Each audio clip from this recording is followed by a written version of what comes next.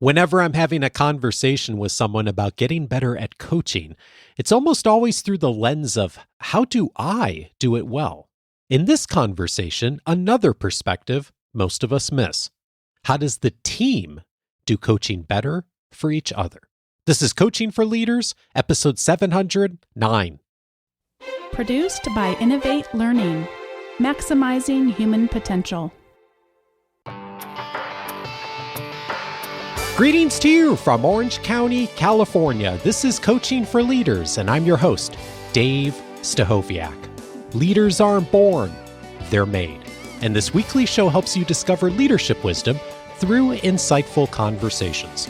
A conversation we have all the time on this show is about how the leader should be doing an even more effective job of talking regularly, about giving feedback, about inspiring, about coaching.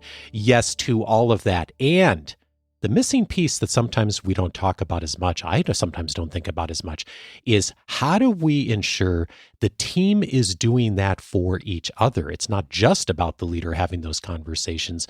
It's about the team doing that well too. Today, an invitation from one of the most prominent thought leaders on teams and helping us to do a better job at helping peers to support each other. I'm so pleased to welcome back to the show Keith Ferrazzi. He's an entrepreneur and global thought leader in high-performing teams, and also chairman of Ferrazzi Greenlight and its Research Institute. He's the author of the New York Times bestseller, Who's Got Your Back? And bestsellers like Never Eat Alone, Leading Without Authority, and Competing in the New World of Work. His newest book with Paul Hill is titled Never Lead Alone, 10 Shifts from Leadership to Teamship. Keith, pleasure to have you back. Hey, neighbor, Dave, it's great to see you. We're just down the street from each other. I'm in LA. Yeah, I know. We should have done this in person, huh? I know, exactly. Someday we will. Always a pleasure to talk to you. I read Never Eat Alone 20 years ago, right after it came out. And boy, it helped me to change my perspective. And you're still doing that for us. And one of the things that you're inviting us to think about is teamship. And I'm quoting you from a paragraph in the book now. You write, "A good leader gives feedback. A great leader assures the team gives each other feedback. A good leader holds members of the team accountable. A great leader assures the team holds each other accountable. A good leader keeps the energy of the team strong. A great leader assures the team is responsible for each other's energy. But more than the leader, it's the responsibility of the team itself." I read that, I highlighted it, and I thought, it's different than how a lot of us think about leadership, isn't it? Dave, it's a great observation. I feel like there's no question in the last decades, we've had this primacy on leadership. And as important as leadership is, I think we've really under-indexed on what is the role of the team in sharing leadership. And I don't think there's been really written a roadmap for what does it mean to be a great team member? What's the social contract among a team? If I'm a leader, this book is intended to be a roadmap for what I can expect from my team, and more importantly, what team members can expect from each other. And that's why I got so excited about this shift. I thought that this was a very under-curated space. And this has been something we've been researching and working in our coaching practice for 20 years. And I finally decided to put it out into the world almost as an open source. One of the things you highlight in this book is the back channel. And you write, "Senior leaders who permit back channel conversation are allowing what our research shows is the most draining behavior of high-performing teams and causes the greatest erosion to shareholder value." What does the back channel look like, and what about it is so destructive? Oh gosh, I mean, I see it all the time, and I'm sure your listeners do too. When an individual in the team comes to the leader about another team member, or over a casual conversation with a team member says things about another team member that they would never say in front of that individual. And it's not from a perspective of hoping that that person elevates. It's from the perspective of pure criticism. And it's partially, sometimes it's indulgent, partially it's cowardice, but whatever it is, it's not helping the team refine its capabilities. And, I came up with a new word that I think is critical. We've talked about it a little bit the last time we were together. The word is co-elevation. A Yeah. team needs to be committed to a shared mission, but equally committed to pushing each other to get there, lifting each other to get there, celebrating each other to get there, and critiquing each other to get there. That just is not a part of the social contract of most teams. The walk down the hallway where the meeting after the meeting happens. Well, damn it, why aren't we doing that in the meeting? That's such a waste, a corroboration of critical information that happened after the meeting that should have happened in the meeting. We see that happening all the time. So it's time to put an end to that. I want to create a new standard. I call it a social contract. It's almost an ethical contract for what does it mean to be a great team member. And back channel conversations off the table. We did talk about co-elevation when you were on previously, and I've read about that. When I've talked to leaders about it, like virtually everyone like says, "Gosh, great idea, love that. What a great thing to aim for." And yet, so many organizations and teams really don't do that in practice, even if they give lip service to it. One that does is e.l.f. Beauty, and you highlight them in the book and the commitment they have right from the top to do this and do this well. What is it that they do that's so interesting and effective in this? Yeah. So we broke the book down into 10 critical shifts to take an average team to make it exceptional. We call it 10 critical shifts from leadership to teamship. And chapter 10 is starts with a hero story, as each chapter does, about, in this case, e.l.f. Beauty. Tarang, the CEO of e.l.f., really has a strong commitment to high impact teams. And his commitment to a high impact team redefines that social contract. And a part of it is to break down the power and the importance of peer to peer feedback. So when you're hired at e.l.f., you're told that for the next years that you're with us, you will grow further and faster than any other place you could possibly be. The promise is that your career and your development as an individual will be on a rocket ship because you came to e.l.f. And by the way, what a powerful recruiting contract to give somebody, right? That while you're here, you're going to grow further and faster than anywhere else. But in exchange, you're not allowed to be defensive. In exchange, you've got to be richly curious. You've got to be hungry for the kind of critical feedback that will help you go higher. And you have to give it constantly and you have to get it constantly. But by the way, out of love. Now, if any of us has read the book Principles by Ray Dalio, he talks a lot about these very important elements of what one might call a challenge culture. And e.l.f. does it, but not statically, not stoically, not negatively. They do it out of love and care and desire to make each other better. That's what e.l.f. is really powerful in terms of what it does differently. What's different about the mindset of the CEO and the executive team that makes that coming from a genuine place of love versus just the static, the corporate brochure, the kind of like intention, but we don't really do it? So I like your question, but can I use it to pivot your listeners a bit? Of course. We talk too much about mindsets. And I know that, like I'm the guy coming on your show about leadership saying we over-index on leadership. And I'm about to say that we over-index on mindsets. It's a bit funny, but I really do believe that we should be indexing on teamship and indexing on practice, not mindset. There's a saying that you don't think your way to a new way of acting. You act your way to a new way of thinking. I feel that if we focus on mindset, we end up focusing too much on conceptual ideology that either people have or they don't. My job as a coach is to intervene and change the dimension and direction of a team.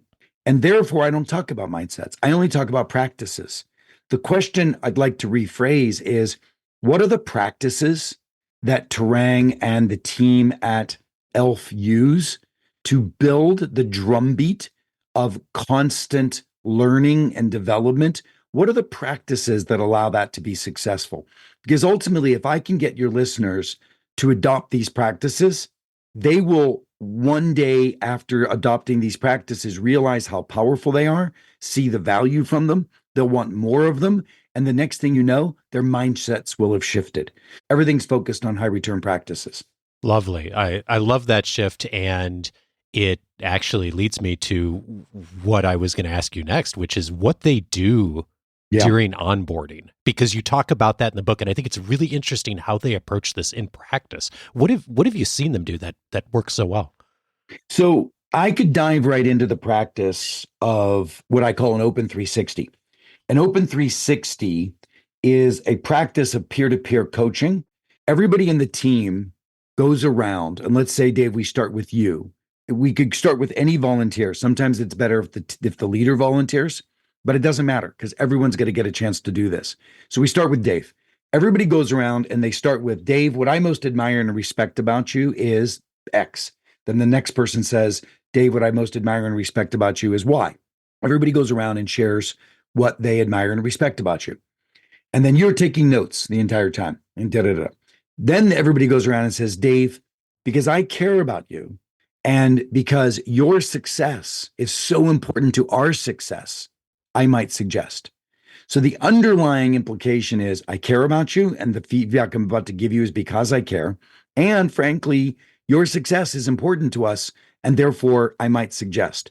And then we each give you critical feedback, having repeated that statement. So that's an open 360 exercise. Now, what is important though, is if you give that exercise to a team that currently hates each other, that's a bunch of viper pits, right? It's probably not going to go over that well. Or it could be used punitively, or people won't really be forthright because they don't have the psychological safety.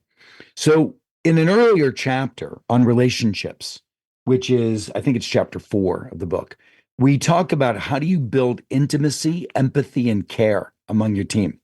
And that has a practice, many practices, but one of them is called an energy check, where on a monthly basis, the team has re-engineered in that chapter, by the way, chapter 4, we re-engineer the social contract of shifting from my energy, Dave, and your energy and our ability to be resilient and mentally healthy and caring about our peers.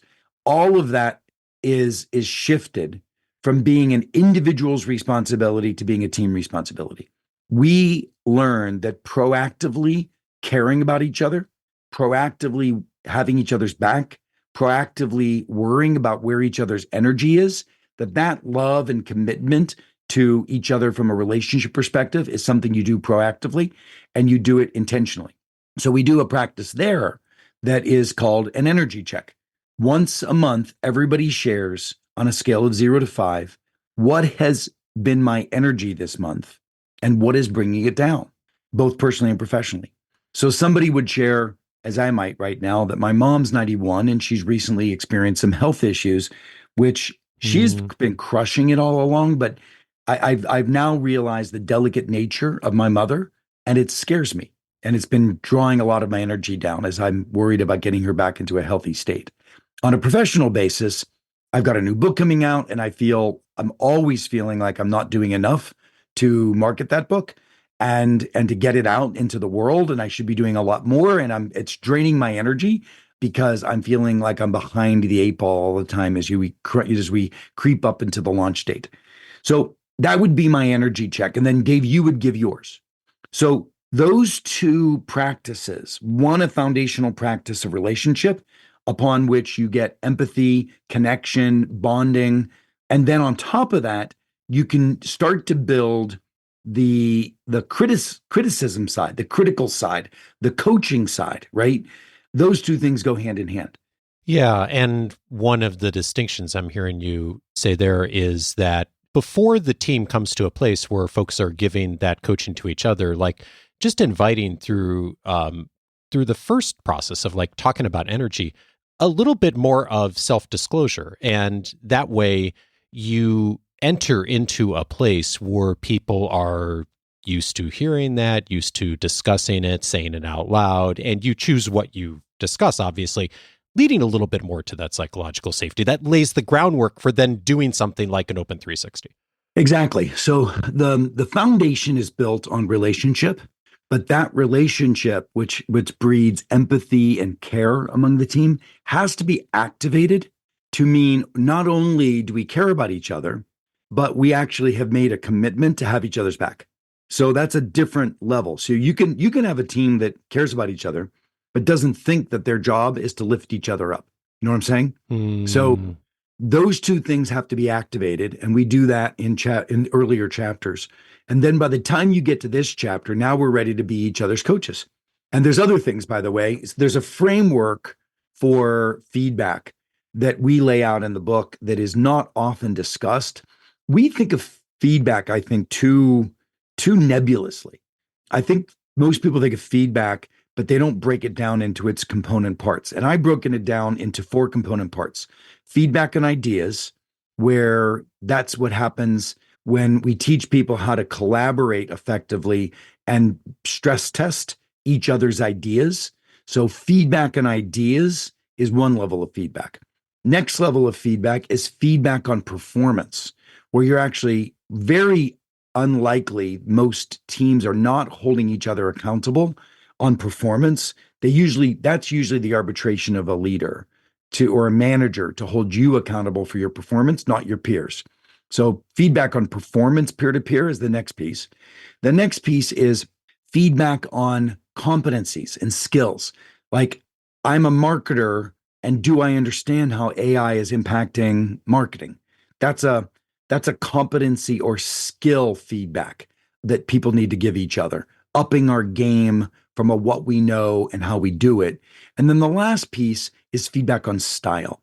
People feeling shut down by their peers, people not feeling psychologically safe, people feeling that they'd like to hear more from their peers, right? Then, to people who are more withdrawn among a team. So feedback on style is the 4th type of feedback. And I do think it's important. It's critical, I think, in this environment to be that precise on different types of feedback. What is it about knowing those different 4 types, recognizing them, maybe even deciding which one you're zeroing in on right now, that's significant as far as how you decide what to say, what not to say, and how that plays out? Well, I think the first piece is just the recognition that we're allowed to do it. So what we talk about in chapter 10 and what e.l.f. talks about is that all 4 of those types of feedback are on the table for peers to give each other feedback. And if you're coming in from a traditional organization, you normally would not give peers performance feedback. Right. You may or may not give peers style feedback, right? I mean, that's just not a social contract. We're going to redefine that social contract for your team so that this burden is no longer only on the arbitration of the leader. The team needs to take on the responsibility of this kind of feedback. And so it's important to break it down just so that we realize, oh, this is allowed. Performance feedback is no longer the arbitration of a leader. It's our responsibility amongst each other. And then what's the practice? Okay, we're going to give that. Performance feedback will come up both in the Open 360, but it'll also come up in the stress testing exercise. And stress testing is when somebody gives a report out of where their project is, and they're sharing with the team, here's what I've achieved, here's where I'm struggling, and here's where I'm going. And then the team is assigned to challenge each part of that. Well, I don't know that what you've said you've achieved, you've actually achieved. I think you frankly haven't gone as far. Your performance needs to be richer in this particular area. Or here's what challenges I have for what you've shared or risks I see. And here's ideas that I might offer and help of support. So we break down the feedback into a very specific set of assignments that every team member gives every team member. Now we've turned what we would have hoped would have come organically in the room, which does not normally, into an assignment. But it's an assignment that gets to both idea challenging and it gets to performance challenging. So these are things that we do in practice. The book really doesn't let the team off the hook. Yeah. We first create the social contract, give them the practice, let them move on. And as you said earlier, because you're doing it as a practice, then that shifts your beliefs about it, right? And Exactly. one of the beliefs I'm sure you run into, and you said it a moment ago, is either the leader themselves, the executive team, the culture of the organization saying, well, it's not the job of peers to be giving each other performance feedback. In fact, that's not allowed, and we shouldn't be doing that. When you run into that belief, what helps to start to get people thinking a little bit differently, or at least experimenting with this just a bit? I feel like a leader can set the stage, right?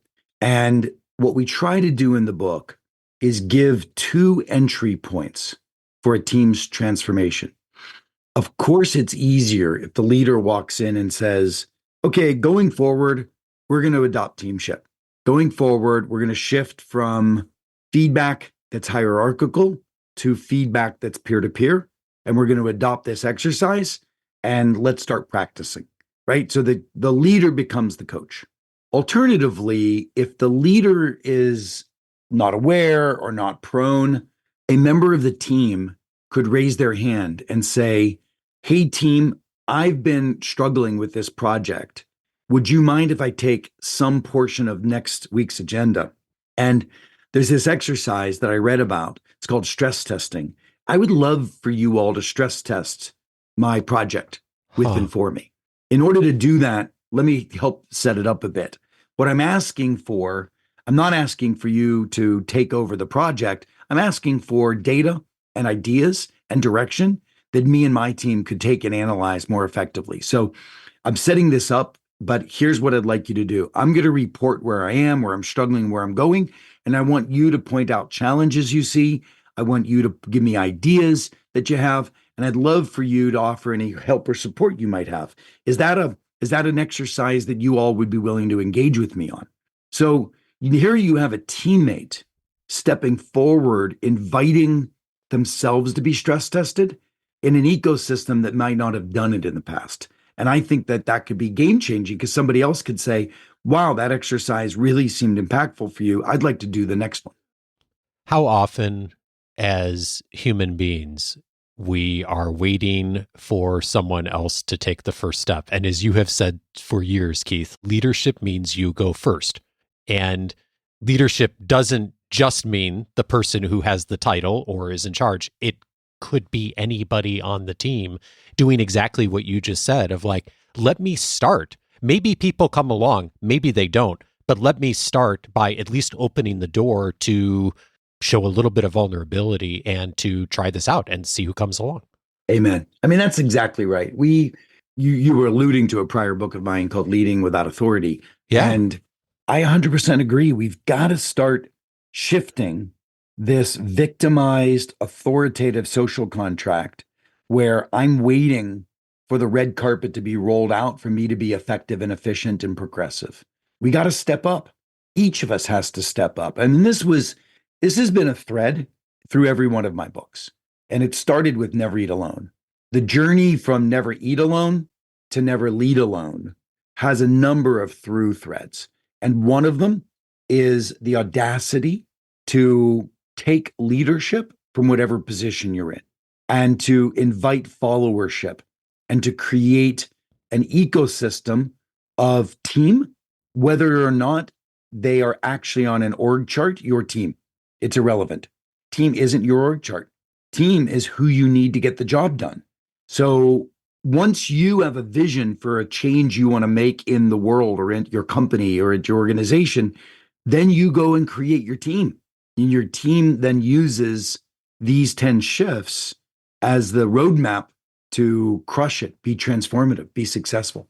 One of the roadmaps I love that's in this chapter is the 5-5-5 learning roadmap. And I think it speaks to what you were just talking about of like being the person maybe that opens up the opportunity for some feedback. Could you share how that works and what that looks like? Yeah, I love that one. So 5-5-5 is another one of what we call an HRP, high return practice. And just to make it clear to your listeners, a high return practice, we have over 3,000 teams that we've engaged in our research. And as we engage with these teams, we ask high performing teams, what are the practices that they use to achieve X? What are the practices they use to have a more resilient team? What are the practices they use to get more candor and transparency into the room? What are the practices they use to hold that teams hold each other accountable? So we ask these questions. We get the practices, and then we go try them on in teams that don't use these practices already. And we see how it moves the needle, both in our diagnostic surveys and also in their outcomes. So the practice of 555 is a practice of opening up peer-to-peer coaching again. So what happens is Dave starts by offering something that Dave's struggling with. So it might be an HR issue. So Dave says, I'm really struggling with the performance of Jane, and I'm trying to get Jane to understand X, Y, and Z, but she's been challenged with blah, blah, blah, whatever it is. Dave gets 5 minutes to describe a problem. Could be anything. Then we pepper Dave with questions for 5 minutes. We're not trying to answer his question at this point for two reasons. One, the more questions we ask, the better richness of data we get, but also Dave can self-reveal. Dave's ability to change his mind on something comes better if he self-reveals through questions, as opposed to Dave just states and I just give him advice. Yeah. So the second 5 minutes is us asking Dave questions. Third piece of that 555 is the last 5 minutes. Now we all give Dave double barrel feedback, direct advice. But the point is, Dave doesn't have to take it. He's just getting data that he can corroborate and figure out what he wants to do with. His only response at the end of it needs to be, thank you. Now, if we want to take it to the next level, he could do a yes, no, maybe, where at the end of the 555, he's gotten all the directive feedback. Then he says, okay, folks, let me just give you some insight. Yes, I'm going to do these things you suggested. No, I'm not going to do these things for the following reasons. And these things I'm going to take under consideration and study a little bit more. That is nice sometimes if you want to end a 555 with a simple exercise that ties the bow. But it's important to realize that when you're giving peers feedback, you can't expect that your feedback is direction. This is really important. All our lives, when we got feedback from an authority figure, a teacher, a coach, a parent, a boss, we were expected to do it. They were giving feedback as a directive. When you open up peer-to-peer feedback, you have to reboot that. It's no longer a directive, it's only data. And it by the way, it lightens this whole process when I realize, oh, I've always gotten directives from authority. Now I'm getting data from people who care for me. I can handle that.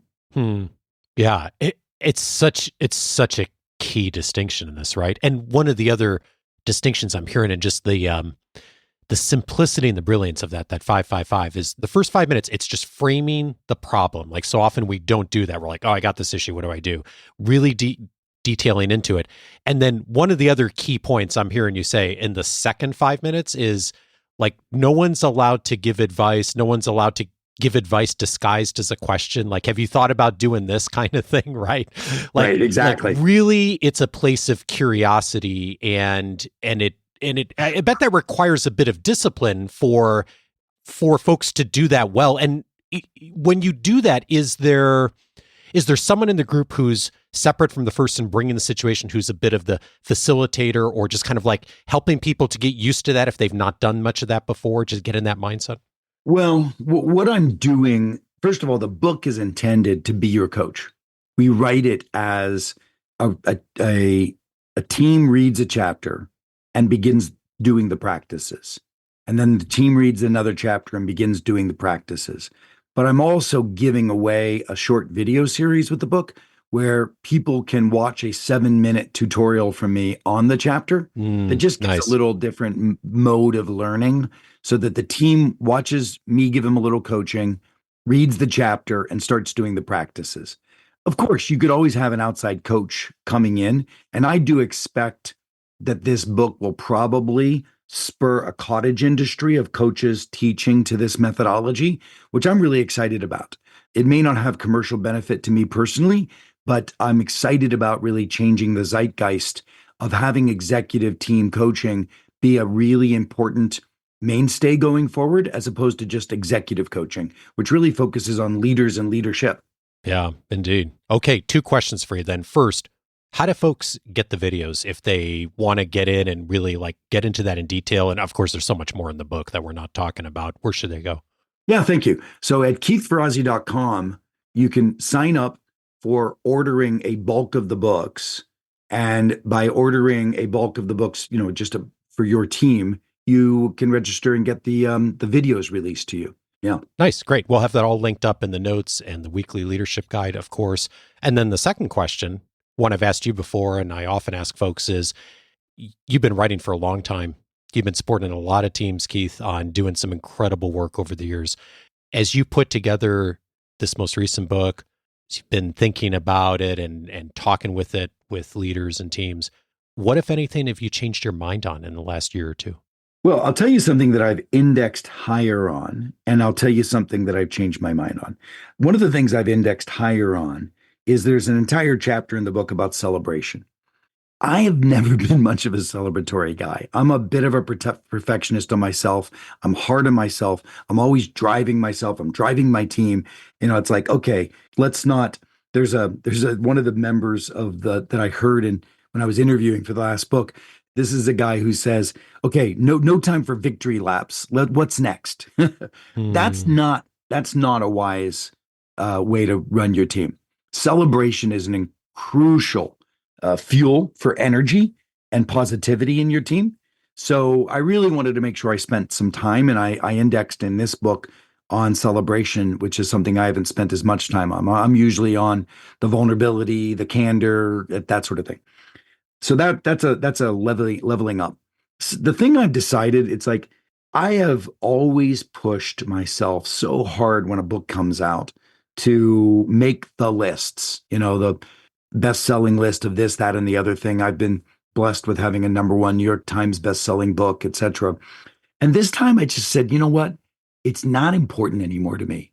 Of course, it'd be great if it happens, but what's important is the drumbeat of getting out there, similar to what Never Eat Alone has been for now 20 years. So I'm really hoping the journey from Never Eat Alone to Never Lead Alone is another part of my long-lasting legacy. Keith Ferrazzi is the author of Never Lead Alone, 10 Shifts from Leadership to Teamship. Keith, thank you so much for all your work. It's always great to talk to you, Dave. Thanks a lot for having me again. My pleasure.